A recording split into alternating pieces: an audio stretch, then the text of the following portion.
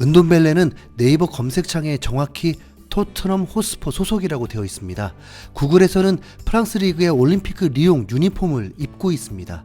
토트넘에서 최고 이적료를 기록하면서 현재 손흥민과 같은 주급을 받는 이 대단한 선수가 토트넘 소속으로 임대를 떠나 있기 때문에 애매한 소속인 거죠.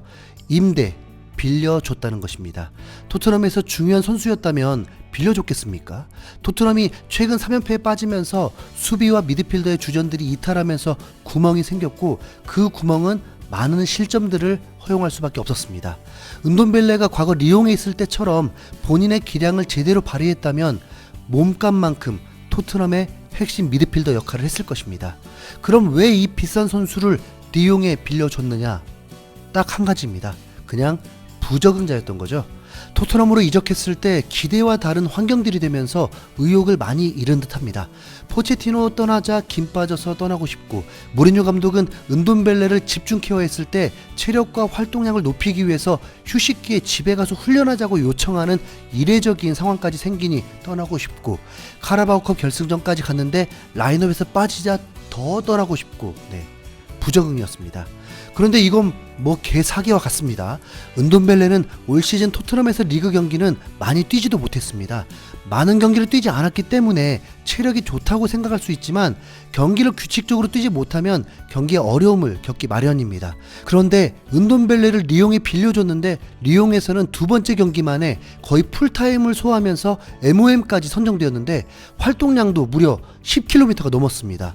미드필더 지역에서 활동량이 더 높은 선수는 12km까지 뛰기도 하지만 은돈벨레를 게으른 선수, 경기에 적극적이지 않는 선수로 알고 있는 팬들 입장에선 10km가 넘게 뛰었다는 것은 체력도 충분하고 경기에서 매우 적극적이었다는 뜻입니다.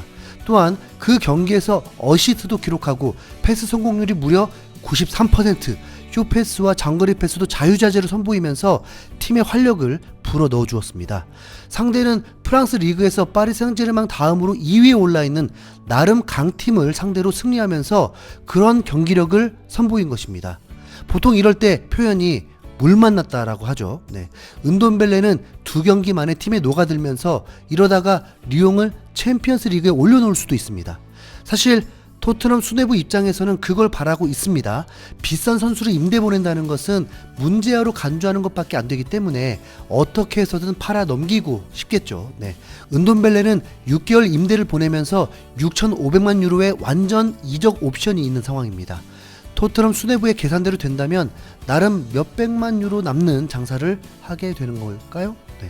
아니, 은돈벨레가 토트넘을 떠나더니 어떻게 갑자기 돈값을 하는 건지 토트넘은 배신감을 느낄 수밖에 없는데, 사실 면밀히 보면 은돈벨레는 그냥 프랑스에 딱 맞는 선수, 월드 클래스가 되기에는 근본이 문제가 있는 선수였습니다. 그의 가장 큰 단점은 멘탈이 약하다는 것이었습니다. 그래서 토트넘 오기 전 리옹에서도 동기부여가 떨어지면 라커룸 분위기를 안 좋게 만든 전적도 있었고, 실제로 토트넘에 와서 프랑스어밖에 할 줄 몰라서 영국 환경에 적응이 어려워하는 다큐멘터리 영상도 있었습니다.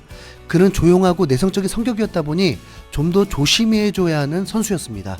그나마 다행히 요리스뿐만 아니라 시소코, 오리에까지 프랑스어가 가능한 선수들이 있었고 그들이 적응할 수 있도록 도와주고, 손흥민은 장난도 많이 치면서 그가 적응하도록 많이 도와주기도 했습니다. 그런데 지난 시즌 시소코 오리에는 방출되듯이 팀을 떠났다 보니 어린 나이에 거기다 내성적인 성격이다 보니 마음이 더욱 붕뜨게 되었습니다. 은돈벨레의 재능은 탁월한 탈압박과 창의적인 플레이로 경기장에서 팀을 지휘하는 역할이었습니다. 그런데 팀을 지휘하는 선수가 토트넘에 융화되지 못하니 당연히 그를 적극적으로 기용하기가 어렵겠죠. 거기다 한 경기에 수백억이 달린 중요한 경기에서 팀이 패배하고 있는데도 느긋느긋 반항하는 은돈벨레를 커버해주기는 매우 어렵습니다. 축구의 능력뿐만 아니라 사회성까지 두루 갖춰야만 팀을 이끌 수 있다는 것을 토트넘 수뇌부는 몰랐던 것 같습니다. 콘테 감독이 있는 이상 은돈벨레는 토트넘에 있을 수 없고 은돈벨레도 원치 않을 것입니다. 토트넘이 자칫 은돈벨레가 또 리옹에서 잘하니까 이적을 철회하고 토트넘에 남게 하면 당연히 똑같은 상황이 펼쳐지거나 토트넘 선수들은 모두 프랑스어를 배워야 하고 은돈벨레 비위를 맞추게 되는 상황이 될 것입니다.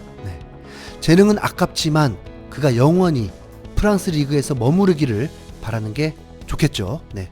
은돔 그냥 챔피언스 리그에서 만나자. 이상 흰수염 고래였습니다. 감사합니다.